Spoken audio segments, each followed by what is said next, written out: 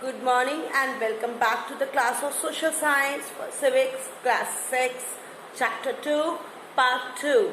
The name of the chapter is Diversity and Discrimination. I repeat, Diversity and Discrimination. In the contents of Part 2, we are going to discuss about stereotype, inequality, and discrimination, caste discrimination in India, Dr. B. Ram Ambedkar or B.R. Ambedkar, the Constitution of India and diversity.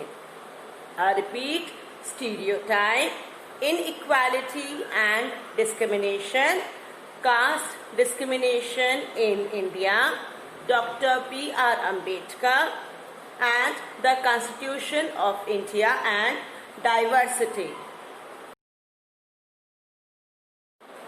Now, let's first discuss about what do you mean by stereotypes, okay? A stereotype is actually a thought which may be adopted about specific types of individuals or certain ways of doing things, but that belief may or may not accurately reflect reality. Now what does it mean? It means that many times it happens with us that we used to take one specific criteria, okay, and specific thought regarding any particular issue, okay, and over there what do it happens? It used to happen like that we used to take and follow the same criteria throughout the whole of life.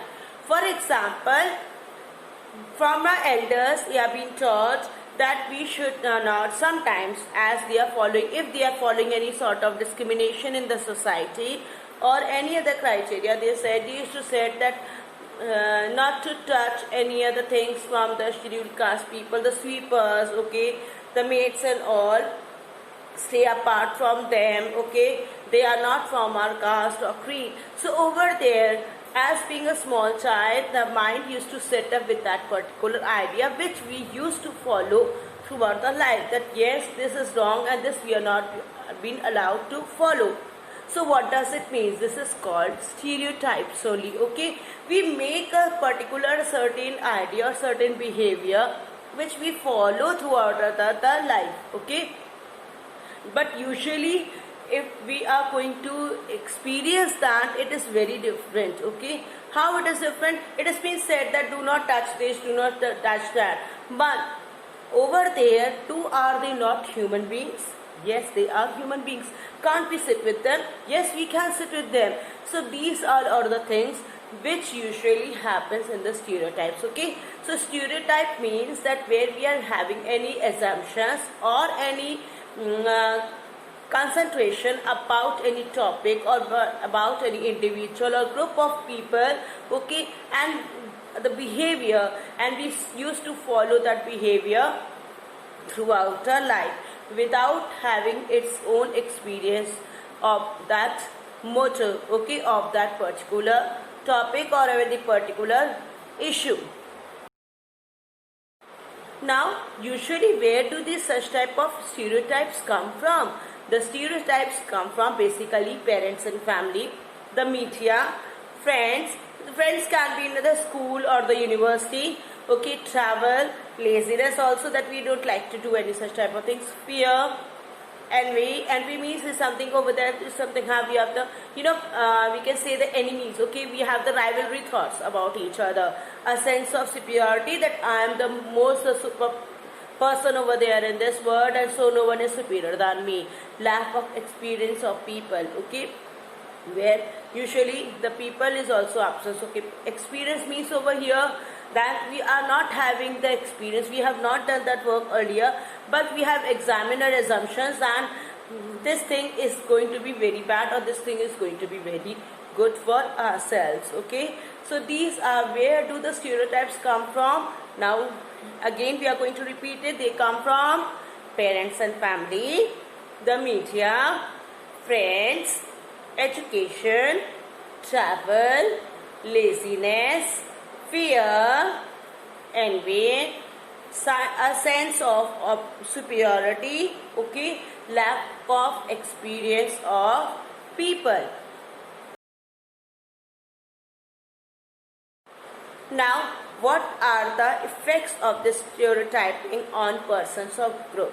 Now see, every coin has a head and a tail, okay? Every human being is having some good aspects also and some bad aspects also. Same like here, stereotyping is also of sword which is having double edge, okay? Double edge, it means good points are also there and bad points are also there. What are the good effects of the stereotyping? That we can give a general idea on how a specific person may think and act, okay?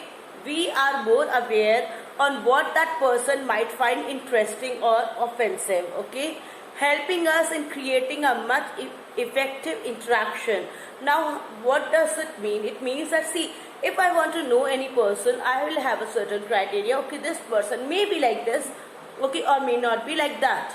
Now, I will also have some keen interest and some anxiety and eagerness in my heart, in my mind, to know about the other person very much, okay? It will help me to have a better and a good interaction with the person, okay? These are the good effects of the stereotyping.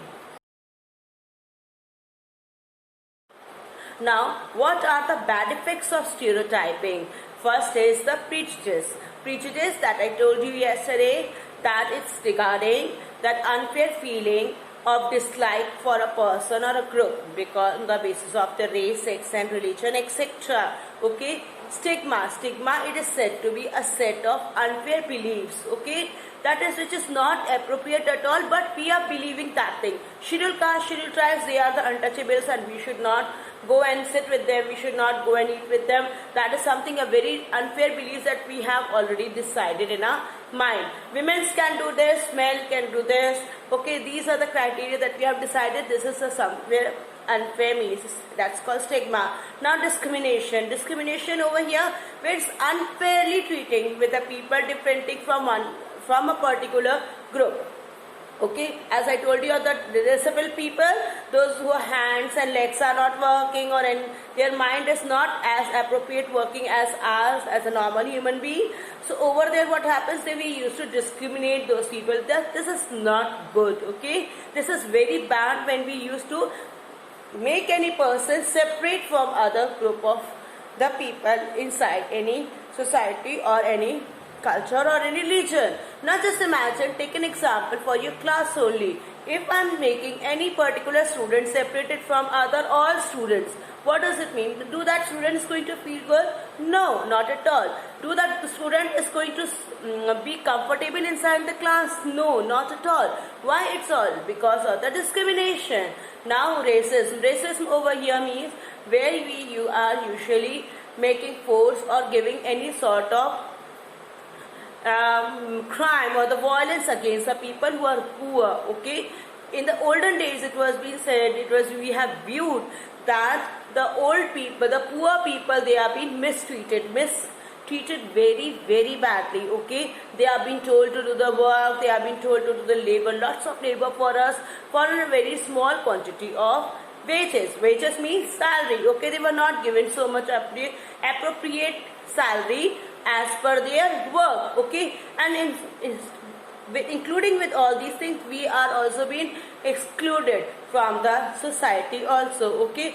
And the bad effects of the stereotyping is also that it leads to the conflict, okay? The people used to fight with each other. So many times it had happened in our society that the people used to fight with each other very badly regarding their self-ego, okay, regarding their self-esteem, their prestige, their own designation, their own place, for gaining that own place inside the society. It is not happening right now at present, but it is happening since a longer duration of time, okay? Stereotyping is still continuing in our society to a very little extent still, okay? Just because of the Constitution of India, it had made that every person has to be, we have to follow the principles of fraternity and equality, okay, and unity too. So over there it is making something foundation on these things, but still whatever the assumptions, whatever the rituals we had made in the society earlier,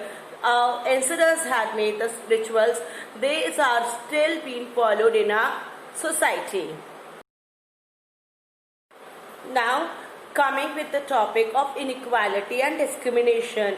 Inequality and discrimination are two different concepts, but they are related so closely to each other. Inequality may be difference between the caste, creed, culture, language, religion, economic status, educational background, etc. I repeat, inequality may be difference between caste, creed, color, religion, economic status, educational background, etc.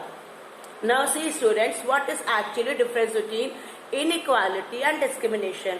Inequality is being based on some criteria that I have told you right now. Okay, discrimination where we are putting in a behavior to make that particular person different from a society. Okay, so inequality is actually coming to the not for the behavioral aspect, not in a human behavior. Okay, inequality is just a feeling, it's just a I can say thought of the society, but discrimination is a behavior of the human beings which are being followed in the inside the society. Okay, everyone differs from each other in the society. Now take an example of your hand. These are the four fingers and the thumb, they are unequal to each other. Okay, so this is inequality, that all the four fingers are not equal. But if I am making this small finger, okay, the index finger, very apart from each other. Okay, this finger is a very small finger, so this is not appropriate as these three big fingers are. So this is called discrimination. But over here, if we are standing on foot, this is called inequality. Okay, over there we are not doing anything, we are just showing that these are the four fingers which are having different sizes. But over there, the discrimination, when I am putting this finger out, okay, separating this finger out from all the three fingers, over there I am making the discrimination. Okay, so this is the difference between the discrimination and inequality. They are actually standing for the one concept only, but the meaning is different from each other. Okay, a whim or a prejudice works behind it. One tries to exploit other individual which is down in status. Okay, now what I was doing here, as this is small, I was doing the prejudice, I was overdoing itself. Okay, I was overruling myself, I was dominating this finger because this finger is a small finger.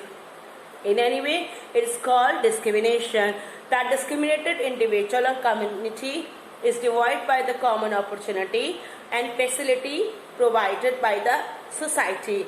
It is not all healthy for good society. Now yes, that's true, very true, that discrimination is being done, but you know what, discrimination is not at all good for the society. Okay, we used to discriminate that particular person or particular group from any of the job regarding post, okay, for any of the opportunity in the life. Okay, over there even giving the facility also, whatever the facility we are having, we used to make those facility only related to us. We are not giving those facility towards those people who are being discriminated. Now this is a very bad approach of behavior. Okay, we should not follow such type of things in life at all. All the human beings are equal in this world. Okay, the God has made all the human beings one. There is no caste, no color, no creed inside the society. This is actually called the, why then it's why it is called the discrimination is bad for the society. Now let's discuss on the caste discrimination in society or in India.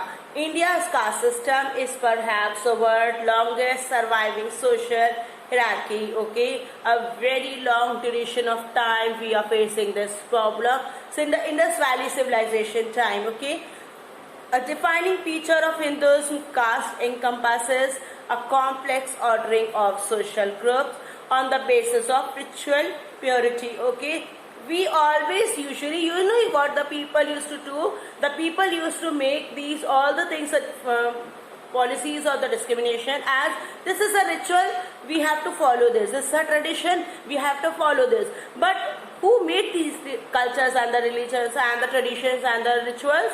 We, the human being. So we know that if we know that this is a wrong thing, we should abolish all those things. Okay, a person is considered a member of the caste into which he or she is born and remains the caste until death. Okay, this is a true fact that yes, if I am being born in a Hindu family, I am a Hindu till my last breath, till my death.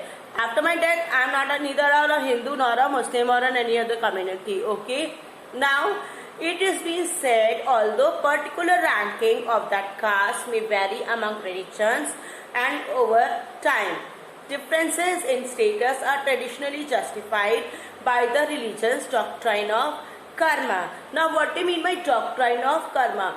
Doctrine of karma actually means over there where we follow the philosophy of our work. Okay, work is worship. Whatever we do, we get the results as per that. That is called karma. A belief that one's place in life is determined one's deed in previous lifetime. Okay. Now, another thing of the karma is said that whatever the things we are doing right now, good things are the, if we are having a good life, it is the impact to some extent of the previous work of a previous life. If we are having sorrows and worries over there in this present life, it means that it's some reflection of a bad deeds of a past life. Okay. Now, traditional scholarship had prescribed this more than 2000-year-old system with this within the context of 4 principles of Varnas, okay, or large caste categories, okay. They have been divided into 4 types of categories. You already know about it and you read in 5th standard too, okay. They were the Brahmins, the Kshatris, the Vaishyas and the Shudras, okay. The Brahmins who are said to be the priests and the teachers, Kshatriyas who are said to be the rulers and the soldiers, Vaishya who were said to be the merchants and the traders, and Shudras who were said to be the laborers and the artisans. Now over there, usually the Shudras were coming for the lowest category, okay. They were coming to the, we can say, to the poorest part, okay. They were being discriminated from the society. Now, after some time, a 5th category also came and falls out in the Varna system, and they are said to be the untouchables or the Dalits. Okay, they were being asked to ritually polluting to the merit. Now, Dalits were actually being treated and they were being mistreated so badly that they were being totally discriminated from the society. Okay. Now, how they were being discriminated from the society? They were being discriminated from the society as the people don't used to sit with them. The people usually avoid talking to them also. Their locality, their community is usually being made out of the society, okay, at the exterior path, far away, too far away from the normal public. They used to find that if we are going to touch them, okay, to any of the points over there, we will also become Dalit or we also become untouchable. Okay, this was a sort of very bad behavior was done with the Dalits. Even today in our society, to some extent, this behavior is still approaching, it's still continuing. But as per our constitution has decided the norms of diversity and the norms of equality and unity, this rule is being almost abolished from our society. And yes, we should follow this rule, the constitution norms, okay. We should not follow the forms of untouchability or Dalits. Who are the Dalits? Who are the untouchable? No one is untouchable in this world. If we are going to be the untouchable, how we are going to survive in the society? I give you a very fine example of Mahatma Gandhi. You know what? Mahatma Gandhi was the first person in India, as per the Indian movement, okay, who really worked for these Dalit categories, the untouchables, okay. He tried to abolish this feeling of untouchability from the society. How did he so? The Mahatma Gandhi was the most prominent person of Indian history. Okay, the people used to follow whatever the Mahatma Gandhi or Bapu used to say. Now over there, he always used to find that the people used to discriminate the Dalits from other categories. Now one day he was sitting in his ashram and he thought that why the people are discriminating these category. I really want to find out. He asked some of the people in a group in the ashram that why do these untouchables or the Dalits have been told to be set apart from each other. Now they said that because they are belonging from the Dalit community, we are not allowed to touch with them or sit with them, otherwise we are also going to become the same. Mahatma Gandhi was totally surprised after listening this answer. Now what he decided? He decided that he went to a Dalit community, okay, a small area of the Dalits. Over there he spent it 1 month. After 1 month, over there for a 1 month, he did the same work what the Dalits were doing. He sat with them, he slept with them, he ate whatever the food they had eaten. Now after 1 month, he came back to his ashram and started again his work. Again the followers were coming to meet him after 1 month. Now as they were trying to enter, he told him that stop over there. You are not being supposed to come near me, because now as I have lived with the Dalits, I am also a Dalit now. I am also an untouchable. The followers of Mahatma Gandhi said, Bapu, it's a very good joke now. Please don't do such type of joke. How can you become a Dalit? Okay, you cannot become a Dalit like this. Now, the Mahatma Gandhi again cross-questioned to them and said that how it's not possible. You all only said that if we are going to sit with these untouchables, with these Dalit families, we are going to become untouchable. If I am not becoming an untouchable, how can you become an untouchable even that? Now after that, students till today in the Sabarmati Ashram, okay, established in Gujarat, Ahmedabad, Gujarat, over there, mostly the families of the Dalit community are only serving and taking care of the Sabarmati Ashram still today, okay. And at that time, Mahatma Gandhi appointed all the servants, all the helpers in the Sabarmati Ashram mostly from the Dalit community only, to make this untouchability and the Dalit discrimination out from India. And even he just tried to remove and named these Dalit and the untouchability community with a new word. Okay, the new name he gave, that is called to be the Harijans. Harijans, who were said to be the direct son of the God. This was the steps which has been taken by Mahatma Gandhi to remove the caste discrimination from India.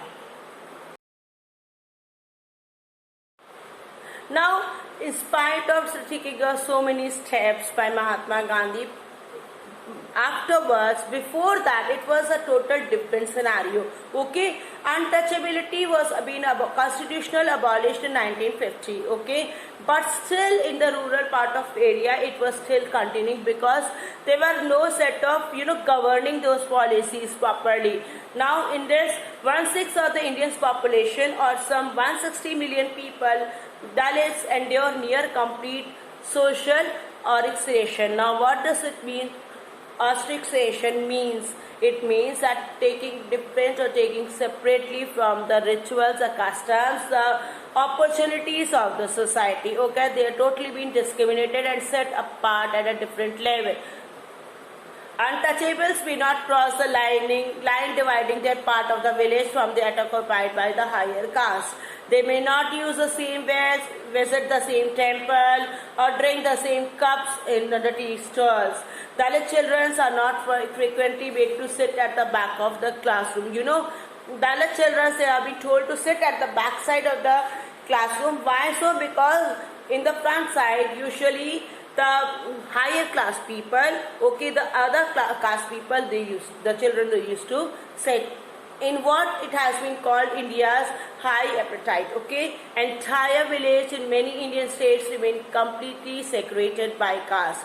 Now what does it mean? It means that over there the people used to make these people discriminated, make the children also discriminated from the society, and for a longer duration of time these such type of bad policies were followed inside our country.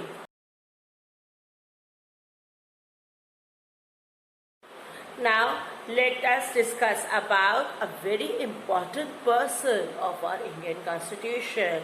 Okay, that is said to be Dr. B.R. Ambedkar. The full name of Dr. B.R. Ambedkar was Dr. Bhimrao Ambedkar. Okay, now see, Baba Sahib Dr. Bhimrao Ramji Ambedkar was a scholar, a social reformer, and a leader who dedicated his life to eradicating social inequality in India. Okay, he was a great scholar, he was a social reformer, and a leader who really worked to remove the social inequality from India. He established an India of equals, a country which provided greater opportunities for the people who are lacking behind for a very longer duration of time. Okay, they were being established, and he set up the norms like that especially those people must get the benefit in standing equal to the higher or the middle class people.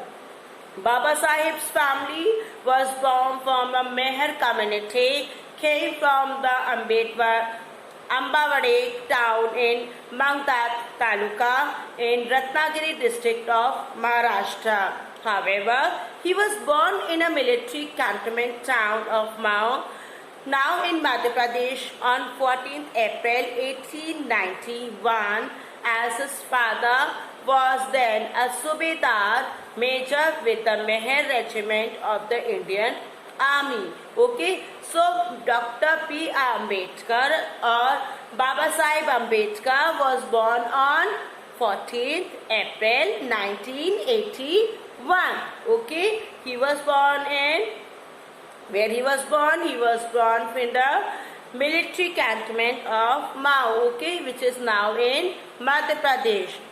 He was from the Meher community. Okay, now Dr. P. Rao Ambedkar was an important person. He was actually from the scheduled caste people, the Dalit family. Okay, he also faced so many problems in his own life, and he has seen all those conditions of especially of the Dalits or the untouchables people, that how do the people used to do or react with them.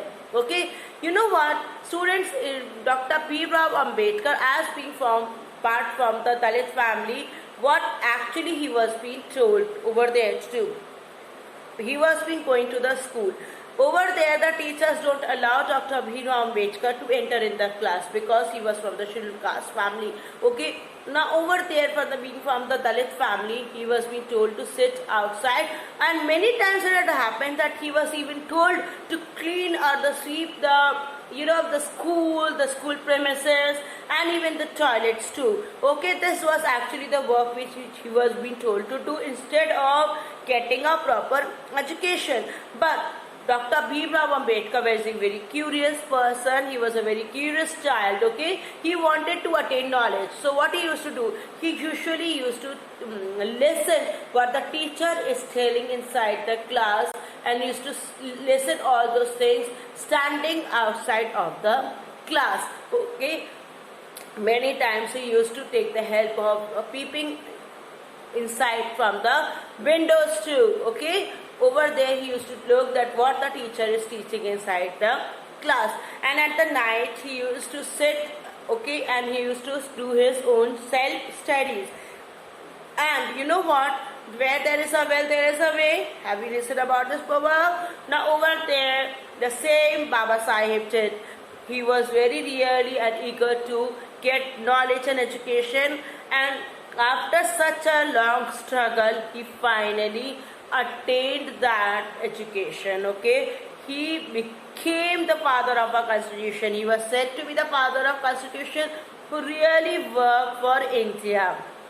And including that, he also tried the most important thing, that whatever the problems he had faced in his life regarding the caste system, regarding the poor and the bad rituals made by the society, regarding the caste discrimination which was going in the society, he didn't want it that this should be followed in the future life with other children also. Other people also should face the problems, same problem whatever he had faced. So he finally decided and confronted himself and determined that he is going to remove such type of bad evils from the society of India. And this he finally achieved also while writing the Constitution of India, where he mentioned that there will be no casteism in India. Okay, every person is equal.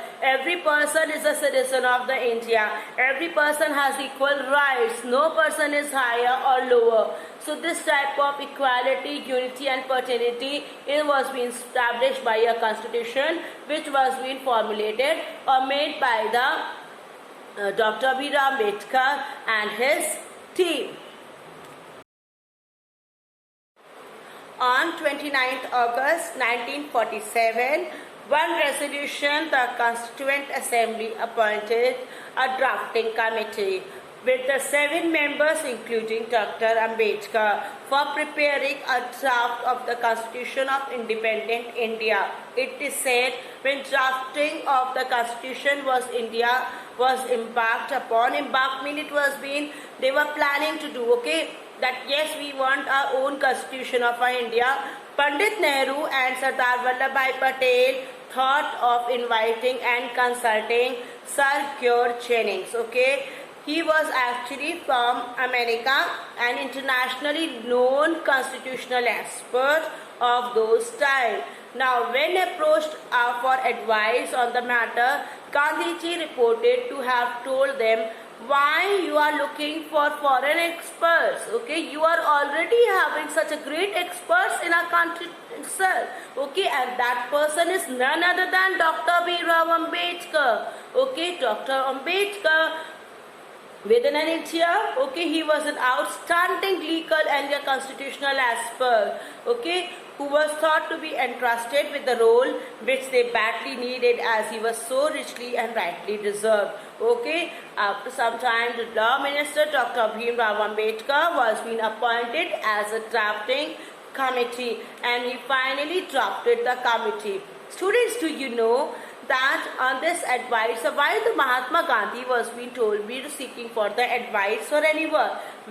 Because whatever the function goes or regulates inside that country, during that after the India got independent and before India got independent too, over there Mahatma Gandhi's presence was very important, because he was also the most important factor by which we got independent. Over there, all the political factors, all the political people involved used to pay homage to Mahatma Gandhi, because Mahatma Gandhi was a person who really tried to make a constitution of India. Okay, how do? Because he was the first person who really tried for the making of the constitution. And how so? Because you all know that during the independence time, Mahatma Gandhi wrote a letter to Queen Victoria, okay, and over there, after writing the letter, in that letter he asks that, ma'am, we want a platform of the political representatives, okay, we want our own constituent assembly, this is our demand, before India got freedom, okay. And over there, after that, the Queen Elizabeth also considered about those things, and she sent A.O. Hume to India, okay, to work on this. And after that, the Constituent Assembly was being formed. Okay, now you know what? The representatives were being elected, the Constituent Assembly was informed, but what was the name of the political party? There should be one political party which should be named. Now over there they named the political party.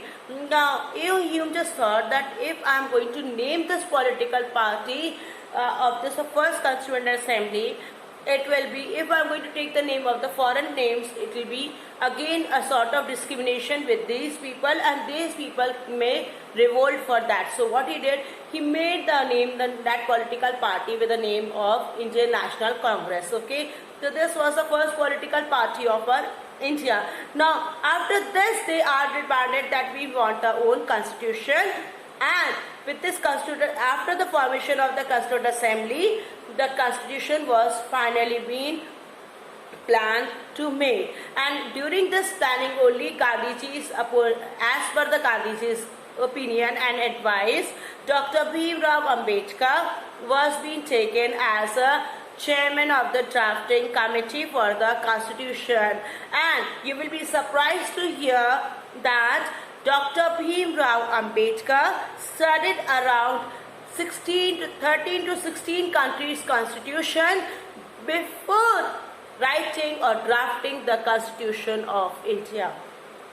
India's constitution is very rigid. It is very puzzle. Okay, it's not can be solved so easily. Cannot be understood also so easily. Okay, the norms, the articles, everything are very jumbled one. Okay, now it is a very written constitution also. Now so many things are being good qualities of the Indian constitution. So the longest constitution of the world is Indian constitution. Several countries' constitution are got merged in one constitution, that is said to be the Indian constitution, and it is only and only just because of Dr. Bhimrao Ambedkar, who really studied the constitutions of other countries, and whatever the good qualities other countries were having, he tried to adopt and make it implied in our own constitution. This was how the Constitution of India was made, and this was how Dr. Bhimrao Ambedkar played a truly very important aspect or a role in formation of the Indian Constitution. Over there, he tried to make the Indian Constitution good one, the best constitution in the world, which is having all the qualities of the unity, fraternity, dignity, freedom, okay, removing the bad evils from the society. Okay, there should be no discrimination, there should be no any bad aspects. The law should be the superior, and the people should follow and enjoy their life being the citizen of India. Now come and let's discuss about the Constitution of India and diversity. Now, as I've told you all that the Constitution of India had already made so many norms through which we are able to enjoy the diversity, and also we are able to abolish discrimination from the society. As a human being, every individual has a dignified self. To ensure its full enjoyment, okay, inequality in all forms needed to be prohibited. Okay, it should be removed, totally removed from the society. The people should not be discriminated at any cost. Okay, equality, which sustains democracy and justice, is therefore held an important value under the Constitution. Okay, so equality is mostly the most important aspect where we can have a good constitution and a good peaceful life inside our country. Okay, and we can also make a good democracy also inside a country where the people used to live and enjoy their life freely. Okay, our constitution ensures equality of status, of opportunity to every citizen without any discrimination on the ground of religion, race, caste, sex or place of birth. Okay, by throwing open public places to all citizens. Okay, it means that providing that we are not being allowed, or we are not being said that you are not able to go there and you are not able to go there. Okay, at any place we can go wherever we like. Okay, we can apply for any job wherever we like. It's not important that okay, if I want to become an IAS officer, I had to be from the higher class, as being a scheduled caste family, or from the Dalit community. I'm not being allowed to apply for that job. No, all the job criteria, all the places are being totally been abolished, and they have been told that every place is equal for every citizen as per their qualification, as per their intelligence and their skills and the experience too. Okay, by abolishing untouchability, by abolishing the titles of honor, okay, by guarantees equality before the law and equal protection of the law. Do you know that the President of India, present President of India, is from the scheduled caste family. He is also from the you can say the Dalit family, okay, but still he is enjoying the post of the President of India. Why so and how so? Because why? Because he is the citizen of this India. And how so? Because of the constitution norms and the constitution policies of India which are written in the constitution. Okay, over there the discrimination is totally being removed from the society. It also used to protect over there that the individuals are not being allowed or not to be categorized as per their religion, caste, color, creed or any other criteria. Okay, they are simply to be regarded as on the basis of their citizenship. Okay, citizenship means that you are the citizen of India, you are going to enjoy all the norms. Even also from the coming from the outside from the India, they also enjoy the same things. But over there, the some scenarios get changed according to the constitutional norms. Okay, that is very different from this point. But understand only one thing, that in India, as per the constitution, equality is the most important of establishing the good democratic country. Okay, good equality which used to make a good judgmentship also. Okay, which make the people live happily. Now, in a constitution of India, the most important term that is being used, that is said to be the fraternity. Fraternity stands for the spirit of common brotherhood. Okay, over there, no one is superior, no one is inferior, no one is big, no one is small. Everyone are equal. In the absence of that, a plural society like India would stand divided. Okay, just to make the India divided from each other community, they wanted to be all one. Okay, therefore, to give the meaning of ideals of justice, liberty and equality, the constitution makes fraternity as the one of the foremost objective to be achieved in a country. Okay, 10 like are composed on many races, religions, languages and cultures. Okay, it serves to be the source of togetherness, where different community people, different religion people, different people from different races and creed and color, they used to all live together. Okay, now also the article 51A of the constitution, I repeat, article 51A of the constitution make it a fundamental duty that every citizen has to promote harmony and spirit of brotherhood among themselves, leaving behind the opinion about the religions.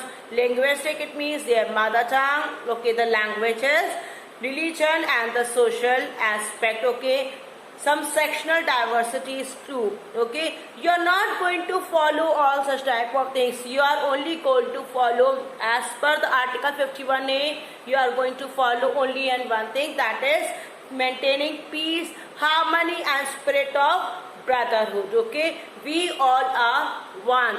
No one is different from each other. Hindu, Muslim, Sikh, okay, the Christians, they all are one. Okay, they all are being united. Black and the white, they all are being united. Okay, this is what the fraternity was telling you, to remove all the bad evils from the society. Okay, Dr. B. Rao Ambedkar and other members of the Constituent Assembly, the Constitution formation and even the Constitution of India, what actually they want? They want India to be a free place where all the religions, all the castes, all the creed people are living together and enjoying their life. Now this is actually why India is said to be a very diverse land. Diverse land because different religions, different cultures, different creeds are living all together in the form of one bunch. Okay, just like have you seen in a jungle over there, all the categories of the animals are living all together and they're living very peacefully. Okay, obviously there are so many criteria regarding the animals. They're very different from the human beings. Animals used to eat each other too, but human beings, say over there, this makes a separation or differentiation between a human being and an animal. Okay, over there they used to, animals, they are living in one particular place, but they are somehow to rivalry to each other. But in the case of human being are concerned, the human being had the power of mind and the heart. Okay, they have the power to think. So for that, the Constitution of India had made the topic or made the point that is called to be fraternity, that we have to live peacefully. We have to follow promote harmony and the spirit of brotherhood inside a country. Okay, so you know students, this was a fraternity which was being made, and especially to be abolish the untouchability or the discrimination sort of feelings from the country. Okay, every person should have the right of living properly. Now before ending up all these things, let me tell you one small story. You know what, once there was a small girl sitting in a park. Over there she was white in color, and as she was sitting with his mom, she saw one blackish family. Okay, the mother and two girls who were two daughters of that mom. Okay, who were black in color. Now this white girl, she was just thinking again and again. She had a question in her mind, and finally she asked from her mom that, "Mom, why do these people are black in color and why we are white?" Okay, so what the mom gave the answer, just listen to the story. Okay, the mom gave the answer. You know what, one day God was sitting, okay, and he thought to make human beings. So he started making the human beings. Okay, and after making, the color was, he was having only the black color, so he made the human beings and colored with the black color. After making the formation of that black human beings, he thought, he was passing through a way and he thought some bright things. Okay, so he thought that he should do this bright thing also, make indulge in the human beings too. So he made another human being, and so what he did, he started painting few human beings with the white color, and as he painted the white color, he made the two colors white and black over there. Now you know what, that we, the white colors, are the part of these black color. We are white only from outside, okay, the skin color, but we are really black in color.